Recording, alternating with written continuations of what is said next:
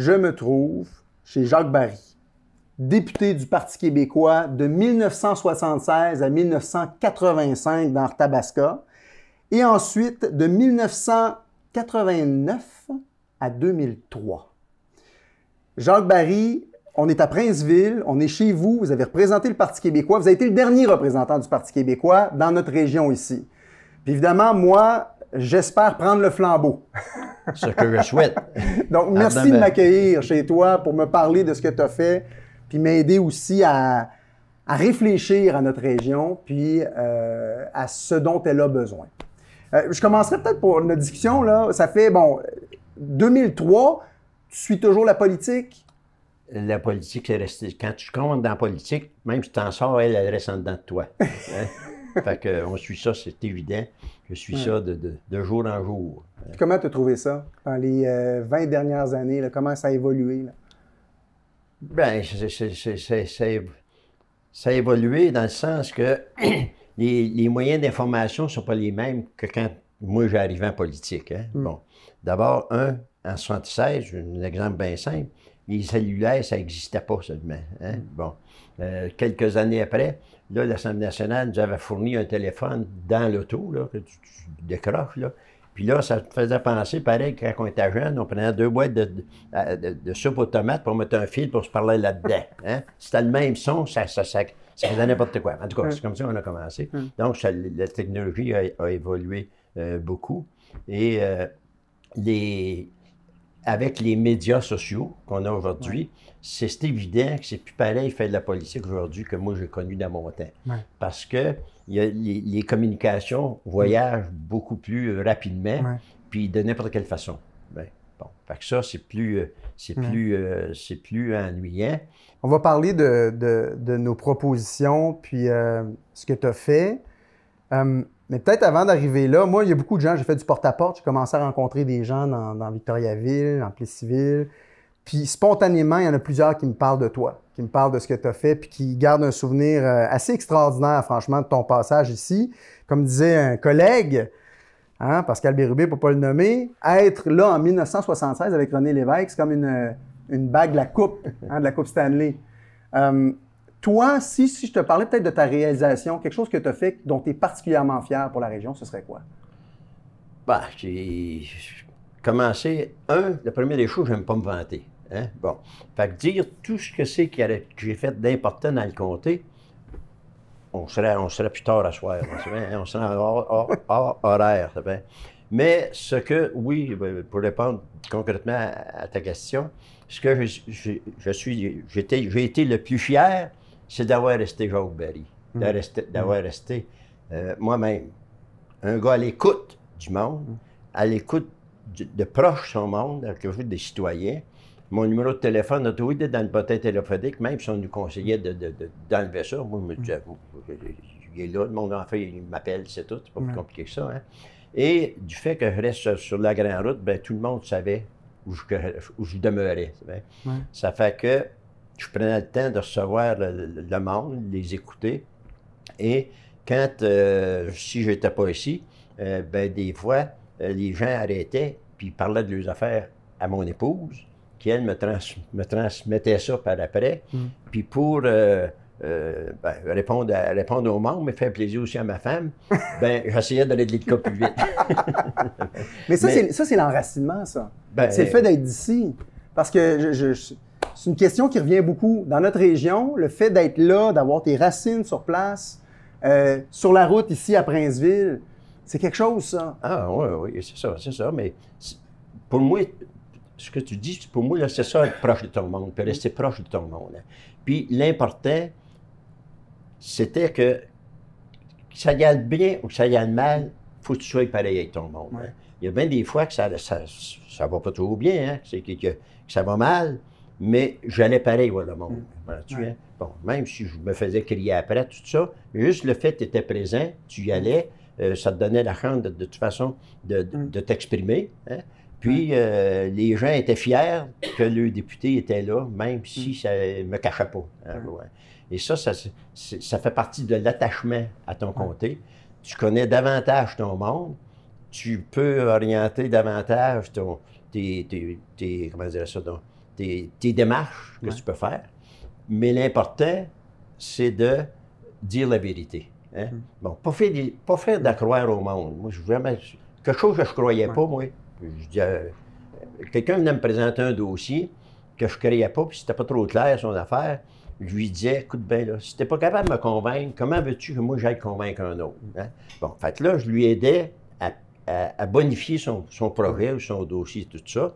Puis regarde ça, puis tu reviendras me voir, puis on regardera ça. Donc, je disais pas oui à tout le monde, oui, m'a de défendre ça, puis après ça, tu n'as plus d'appels. Des fois, les gens ne retournent même pas les appels, puis tu n'entends plus parler. Ben. J'aimerais ça, Jacques, qu'on parle des enjeux aussi, parce que là, on a parlé d'enracinement. Toi, tu es issu du milieu agricole. Il y a beaucoup de questions qui se posent. Il y a des gens qui ont critiqué notre position par rapport à la gestion de l'offre. Pour le Parti québécois, c'est important de maintenir ça. Pourquoi? Bien, écoutez un peu, la gestion de l'offre, c'est le droit de produire d'un producteur, une productrice. C'est l'exemple que je donne, la plus simple. Tu as besoin de beaucoup de financement en agriculture. Surtout, on a toujours eu besoin, mais de plus en plus. Moi, dans mon temps, tu achetais un tracteur, tu avais un bon tracteur pour un 5-6 000 $. Hein? Mais là, aujourd'hui, tu vois, un bon tracteur, aujourd'hui, c'est 500 000 $. Hein? Ouais. Bon, donc, tu as besoin de financement. Bon, quand tu vas à une institution financière pour faire un emprunt, la première chose que le gérant te demande, la personne que tu rencontres te demande, c'est quoi tes revenus? Bon, bien, la gestion de l'offre, pour ce que c'est qu'on appelle les quotas, entre autres, là, pour simplifier les affaires, ça l'assure à l'agriculteur un revenu. Bien, bon. Quand tu montes ton bilan à l'institution financière, au représentant de l'institution financière, bien, lui, il est capable tout de suite d'évaluer si tu vas être capable de rembourser l'emprunt que lui va te céder. Ouais. Moi, ça a toujours été la base. Ça fait qu'on a des fermes familiales encore? Oui. Ça fait qu'on est capable encore de faire une agriculture à l'échelle du monde, de la place? Oui, c'est certain, malgré qu'aujourd'hui, c'est de plus en plus difficile pour les fermes familiales qu'on appelle d'exister à cause je dis, le coût de la machinerie, entre autres, puis les intrants, là, tout ce que ça coûte. Aujourd'hui, faut t'en être gros pour être capable de rentabiliser tes investissements. Ben, c'est pour ça malheureusement, on voit de moins en moins de fermes familiales qu'on a connues, là, je sais pas quoi. Puis tu as le prix des terres, je vous le lisais dernièrement dans la terre de chez nous, l'évaluation des terres ont monté de 5%, 5,4, je pense, Quand tu es un jeune et que tu veux partir, tu es un jeune, tu vas prendre la ferme familiale. Sans le gouvernement, on n'y arrive pas. Là. Sans aide, sans gestion de l'offre, sans avoir une prévisibilité, sans un coup de pouce à un moment donné de l'État, c'est pas possible. Ben non, c'est ça. Mais c'est justement ça que je dis, ça aide les jeunes à partir parce que tu as au moins un revenu de base de garantie. C'est bien. Bon. Après ça, il n'y a rien qui t'empêche de progresser, de l'augmenter. Le système est fait ainsi. Puis, en plus, aussi, c'est pour stabiliser la production qui sont sur la gestion de l'offre. Hein. Ce qui veut dire que si on recule avant, bien, on donnait l'exemple du lait, bien, souvent, la majorité des producteurs, ils produisaient l'été, puis l'hiver, les vaches étaient... Une expression, il était ennuyé. Il ne trayait pas les vaches. Hein, bon, ça. Puis les gars, c'était des petites fermes, je veux dire, là. Mais les gars, ils montaient dans le bois, puis ils allaient gagner leur vie dans le bois, puis ils reprenaient, puis là, les vaches, ça mettait bas tout au printemps. Donc, tu avais une période dans l'hiver qui manquait de lait, si tu veux, hein, pour faire du beurre, toutes sortes de choses de même. Donc là, avec la gestion de l'offre, tu es obligé de respecter ton quota, hein, et ça garantit aux consommateurs la stabilité d'un produit, d'un besoin. C'est important parce que s'il manque on sait que le marché est comme ça, si tu as une période d'année que tu n'as pas de produit, les prix pour le consommateur vont augmenter parce que tu crées une rareté. Hein. Donc, avec la gestion de l'offre, bien, ça garantit une production régulière à l'année. Moi, quand je pense au secteur agricole, ce qui m'étonne, c'est à quel point c'est un secteur qui a été laissé pour compte, j'ai l'impression, comme si on l'avait oublié. Pourtant, c'est le monde qui nous nourrit. Le lait, les canneberges, les fruits, les légumes ici, il y a des producteurs au centre du Québec qui en font tellement, puis ils se retrouvent dans une situation tellement désespérée pour certains, là, qu'on parle littéralement de détresse psychologique. Moi, je l'ai vu beaucoup dans mon émission. Donc, pour moi, c'est fondamental. Il me semble qu'on fasse quelque chose pour ces gens-là, que le gouvernement intervienne. C'est sûr que c'est pas facile. Puis des gens qui vivent pas de l'agriculture, qui n'ont jamais été proches de l'agriculture, ils ont de la difficulté à comprendre ces raisons-là, du stress qu'un agriculteur, une agricultrice vit. Hein? Juste l'exemple, vous voyez la température, là, ça fait au moins une semaine qu'il pleut. Hein? Là, les gens sont en pleine semence. Il y en a qui ont semé, là, bon, mais ils risquent que le grain ne germe pas, il va pourrir dans la terre, parce que c'est trop humide, il n'y a pas de chaleur là-dessus. Bon, là, il y a il y a du temps d'abord, puis il y a des milliers de dollars en semences puis en engrais qui vont perdre, vont être obligés de ressemer. Bon, ça, c'est un stress pour les producteurs, entre autres. C'est un exemple que je donne. Et souvent, quand j'étais en politique, j'entendais « Ah, les agriculteurs, ça chiale tout le temps, ça. Il fait trop chaud, il fait trop soleil, ben, ils mouillent pas assez. Ben là, ils mouillent trop, il va passer le soleil. » Moi, je disais aux gens, écoute bien là, les gens de la ville, là, vous avez un petit jardin, là, vous avez 3 plants de tomates, un rang de carottes, un rang de radis, puis un rang de blé d'Inde. Hein? Puis aussitôt qu'il fait chaud sur ta hausse, vous arrosez. Hein? Bon, les agriculteurs ne peuvent pas faire ça, eux autres-là. Hein? Puis vous autres, vous n'en vivez pas, tandis qu'eux autres, ils vous alimentent. Hein? Fait que là, les gens, là, ils saisissent, ils pognent ça. Ben, bon, ça, c'est la détresse. Qui nous nourrit, moi, c'est ce que je trouve qui est assez incroyable. Là. On a des gens qui vivent cette détresse-là, puis c'est ceux qui nous nourrissent, c'est ceux qui nous donnent notre blé d'Inde, c'est ceux qui nous donnent nos fraises, nos bleuets. Il faut manger, ils nous nourrissent, c'est ça justement. Hein? Est-ce qu'il y a eu une dévalorisation? Est-ce que tu trouves qu'avec le temps, on a comme dévalorisé un peu ce qui était être agriculteur? Ben, ça prend un leader en quelque part. Puis moi s'il y a un parti qui a fait quelque chose pour l'agriculture, c'est le Parti québécois avec Jean Garon. Parler dans le milieu agricole, les agriculteurs, je ne dis pas les jeunes agriculteurs d'aujourd'hui, ils étaient trop jeunes dans le temps, on va dire. Hein? Bon. Mais les agriculteurs de ma génération, celles qui m'ont suivi, là, parlez-leur de Jean Garon, tout de suite les yeux vont lui ouvrir, vont lui briller, parce qu'il a passé pour le meilleur ministre de l'agriculture. Et une des raisons, c'est que pas à cause, mais la volonté du Parti québécois de diversifier notre agriculture. Hein?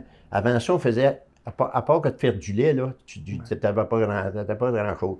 Mais on a diversifié l'agriculture, puis avec Jean Garon, il a donné une fierté aux agriculteurs, parce qu'il parlait des agriculteurs, des agricultrices, des gens honorables, des gens fiers de leur milieu. Puis il y avait même Jean Garon, c'est lui qui avait initié dans le temps, je ne sais pas si ça existe encore, c'était Ville et Village Fleuris. Il y avait des concours dans chacun des villages, il y avait des modèles, puis tout ça. Bon. Puis son expression, Jean Garon, il disait « Moi, j'aime bien mieux voir des fleurs accrochées sur le bord de la fenêtre que de voir un vanille dans la fenêtre. » Comprends-tu? Hein? Bon. Mais c'était ça l'agriculture qui a donné un sens de la fierté aux agriculteurs. Puis en diversifiant l'agriculture, puis en leur donnant les outils nécessaires pour le faire. Il y a des programmes, entre autres, pour les séchoirs à grains, les silos, les entreposeurs à grains. Parce que comment ça, tu n'avais pas ça, tu montais ça à la poche du ton dos dans le haut du hangar, tu laissais ça là. Hein? Ou bien tu le vendais tout de suite l'automne, puis tout le monde vendait en même temps, bien là, les prix chutaient. Parce que là, en ayant des entrepôts à grains, des séchoirs à grains, bien là, tu pouvais attendre la période la plus propice pour vendre tes céréales. Donc, ça t'assurait un revenu supplémentaire.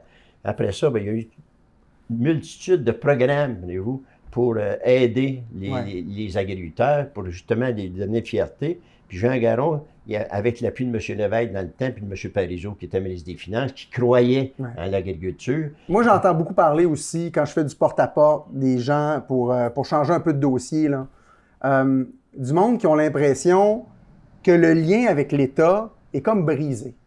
C'est comme si, là, on paye une partie de ce qu'on gagne, on donne à l'État, on paye des impôts, c'est normal, mais on n'a rien, on n'a pas assez en retour. Est-ce que tu as entendu ça, toi aussi? Accès aux médecins, soins à domicile, avoir une place en garderie. C'était-tu comme ça dans le temps aussi? Est-ce que tu avais cette impression-là, à un moment donné, que le contrat social était brisé, ou il y a quelque chose qui s'est passé dans les 5 dernières années? Ben, comment dire, selon mon temps, on va dire selon mon temps, c'était plus, les gens étaient plus solidaires, étaient plus fiers d'être Québécois. Bon, mais la machine a grossi, hein? La machine gouvernementale, je parle, elle a grossi beaucoup. mais tu as moins de services. Pourquoi? Tu as moins de services, il y a un problème. Là. Donc, ça a trop grossi, là. C'est rendu trop gros, puis ça livre plus. Bien, à trop grossi, vous savez, je vais te donner l'exemple.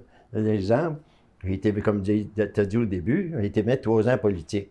Il a été longtemps qu'on discutait, je ne sais pas si ça se discute encore, entre les députés et le gouvernement, on disait comment revaloriser le rôle du député. Hein? Bon, parce que pour démocratiser la machine, le député avait de moins en moins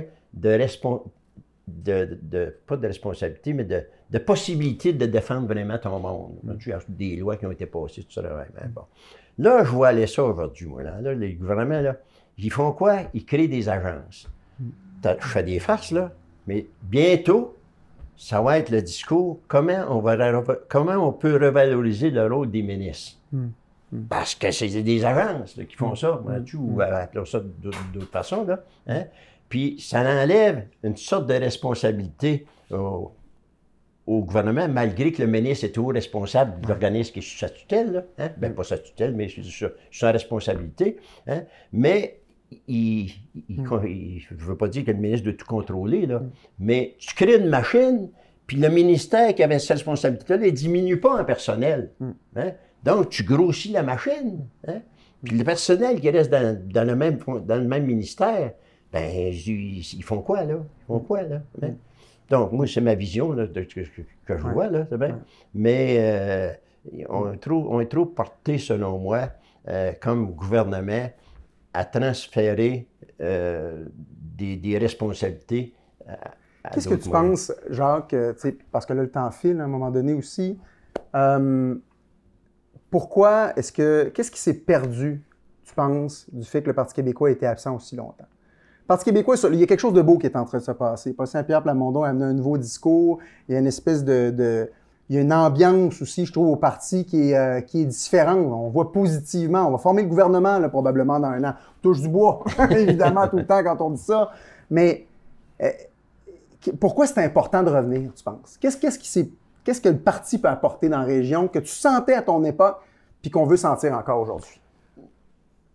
Bien, ce qu'il y a... Vous savez, la mémoire du monde, la mémoire est une faculté qui oublie. Hein? Et je trouve que, quitte à se répéter puis à se répéter, on se remémore pas assez ce que le Parti québécois a fait. Dans tous les milieux, là, pas juste au milieu agricole, mais que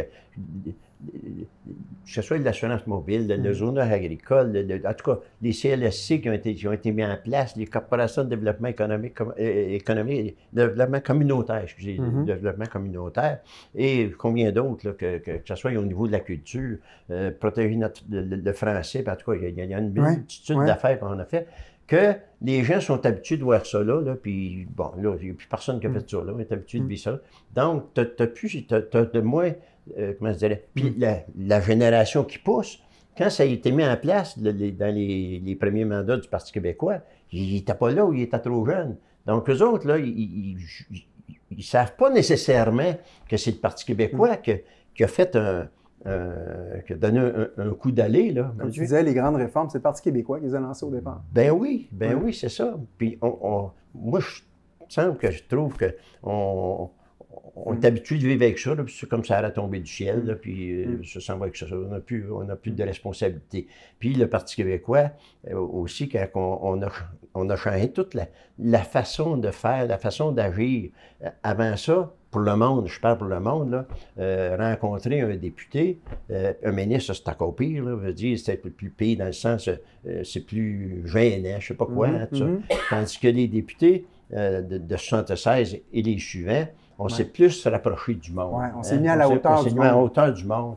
On a écouté le monde, on parlait au monde, on allait les rencontrer. Quand je rencontrais les gens là, en porte-à-porte, c'est ça qu'ils me disaient de toi, entre autres, qui se souvenaient de toi. On avait l'impression de parler à quelqu'un qui était comme un ami, pratiquement. J'ai besoin d'aide, M. Barry, qu'est-ce que je peux faire? J'arrive pas à obtenir un service. C'est ça aussi le travail de député, là. Oui, on vient à l'enracinement. Oui, d'être proche de ton monde. Puis moi, il faut que je dise que j'ai eu aussi, là, ce qui m'a été bien important pour j'ai eu du bon personnel. Je n'étais pas un changeux, moi, de personnel. Hein. Je ne sais pas si c'est moi qui étais bien avec, les autres étaient bien avec moi, là, mais j'ai une Mme Morissette, a tatoué à mon bureau, c'est à Victoriaville. Elle a été toujours du début jusqu'à la fin. Même la période est laissée. Quand je suis retourné, j'ai demandé à Geneviève, tu reviendrais-tu travailler avec moi? Ah, ben oui, certain. Elle dit, je pensais pas. Elle dit, tu me rappellerais. Ben voyons donc, voilà, tout ça. Bon. Fait que, ils étaient proches, eux autres, ils prenaient, mais ils savaient qui j'étais. Donc, eux autres étaient aussi proches du monde. Ils prenaient le temps de t'asseoir. Puis, moi, quelqu'un qui arrivait au bureau, puis je voyais qu'il était dans le trouble un peu, ben je prenais mon temps, puis au lieu de rester assis à mon bureau, je tossais à l'autre chaise, puis elle m'asseoir devant elle. Donc, tu vois-tu, le lien était plus proche. Ben c'est ça, être proche de son monde, comprends-tu? Puis, bon, c'est ça qui a fait mon succès, mais en tout cas... Pourquoi c'est important, tu penses, d'avoir un député d'Arthabasca pour parler pour le monde d'Arthabasca? Penses-tu que c'est important? Oui, c'est important, c'est important parce que le député, il faut qu'il connaisse, il faut qu'il apprenne à connaître son milieu. Il faut qu'il soit présent. Un député qui vient de je ne sais pas où, il ne peut pas être présent dans son comté comme quelqu'un qui est là dans le comté, puis connaîtra du monde, puis qui s'est impliqué dans différentes affaires, différents organismes, tout ça. Donc, c'est ça l'important. Puis ici, à Arthabasca, en plus, moi, j'ai toujours dit que j'avais un bon, mais un beau comté. Il n'était pas grand du monde, mais il n'était pas grand. Malgré que ça a changé beaucoup aujourd'hui, là. Mais ça fait rien. Mais moi, là, à partir de la maison ici, à la Somerset, c'est 1 heure de route. Hein? Bon. Fait que moi, dans la semaine, il y avait une activité importante chez nous, dans le comté, ben, je descendais, hein? Puis le lendemain matin, je repartais, j'étais à 1 heure de Québec. Hein? Il y en a que ça prenait plus que ça de sortir de Montréal, hein? Bon.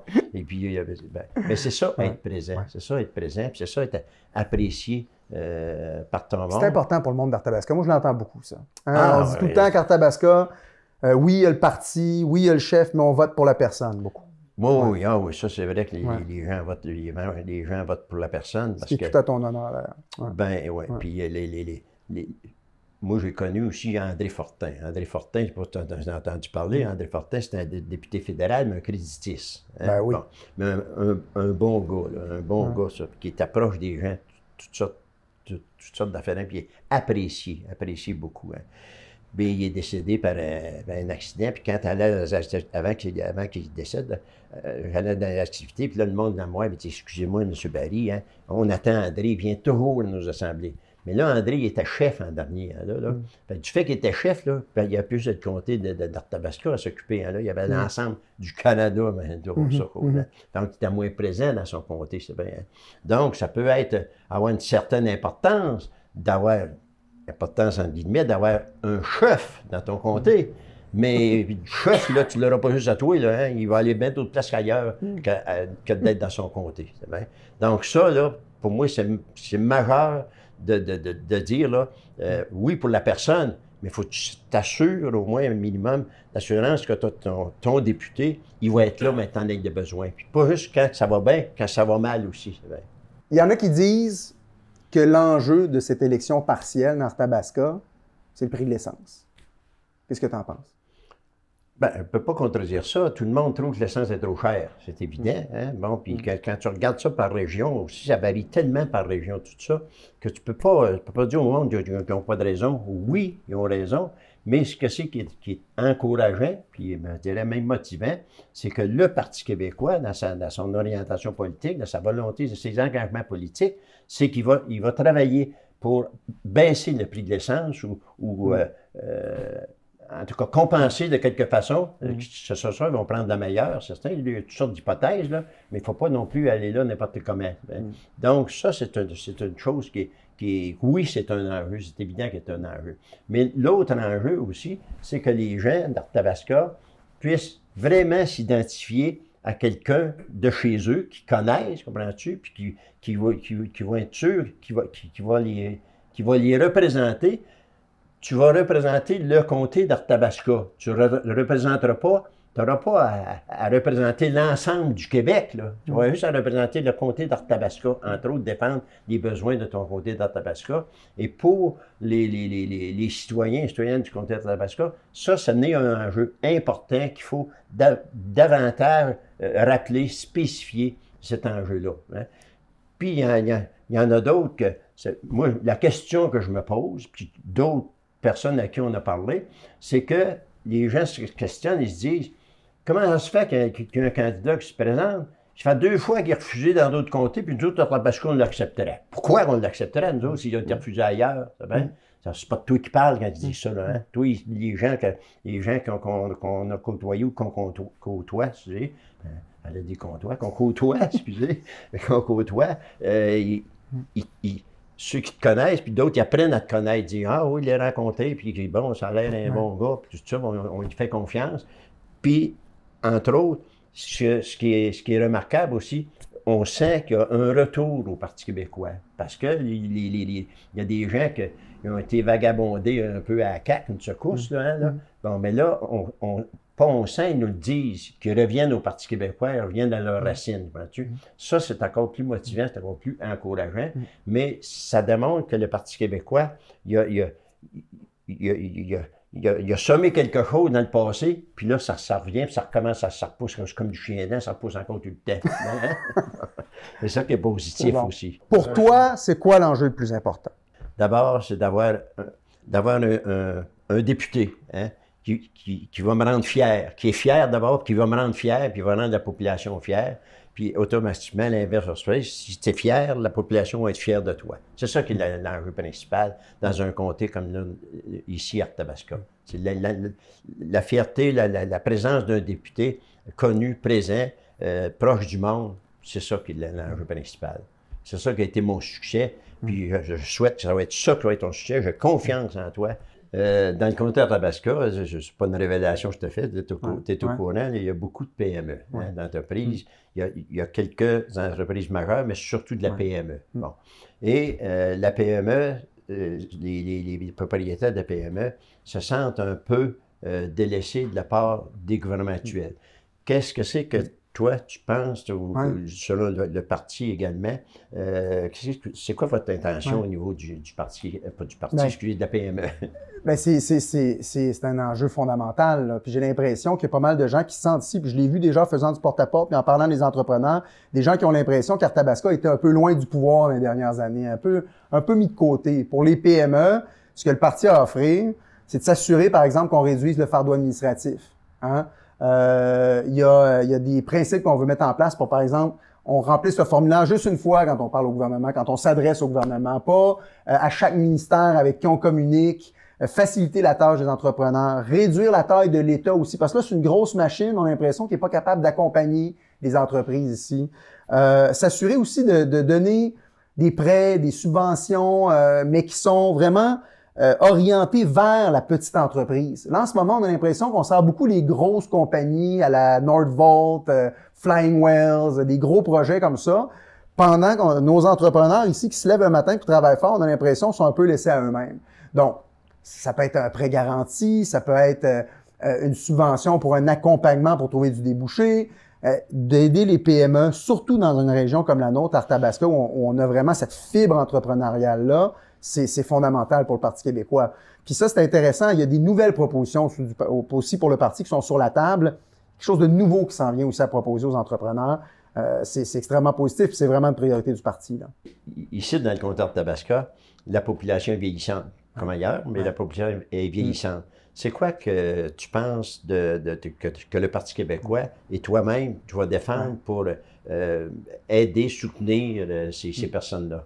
Bien, d'abord, moi, je pense, que ça, c'est un autre aspect de la discussion, il va falloir trouver des façons de garder les jeunes chez nous aussi. Hein. Premièrement, s'assurer qu'il y ait du débouché pour nos jeunes, qu'il n'y ait pas besoin de se rendre en ville à chaque fois pour faire un diplôme et se trouver un emploi.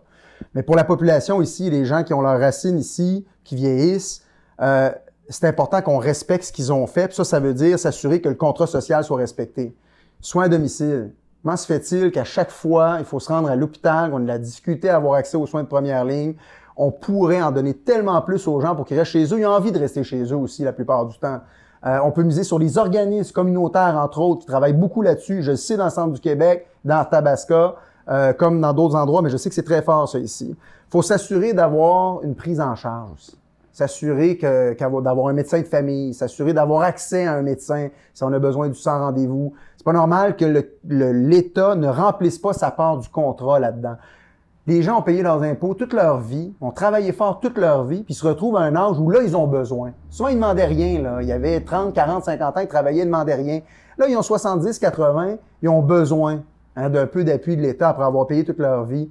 Bien, il faut qu'il y ait une réponse. Il faut que le gouvernement se souvienne de ce qu'ils ont fait, puis en même temps leur montre cette marque-là de respect en leur donnant accès, par exemple, à des soins ou aux services dont ils ont besoin. Donc, franchement, ça aussi, je pense que c'est prioritaire. Puis on l'a entendu beaucoup au porte-à-porte. On l'a entendu beaucoup quand je parlais aux électeurs. Là. C'est une préoccupation que les gens ont ici, certainement. On disait qu'il y a quelque chose de beau qui se passe, genre que pour le Parti québécois, il y a une belle ambiance. J'ai l'impression qu'il y a une énergie positive, là, comme on ne l'a pas eu depuis plusieurs années, qui fait qu'on croit vraiment qu'on peut revenir à Arthabasca. Donc, en terminant notre discussion, j'aimerais ça te demander ce que tu souhaites, toi, pour notre belle région. Moi, ce que je souhaite pour le comté d'Arthabasca, c'est que que les gens te fassent confiance et qu'ils t'élisent notre prochain député.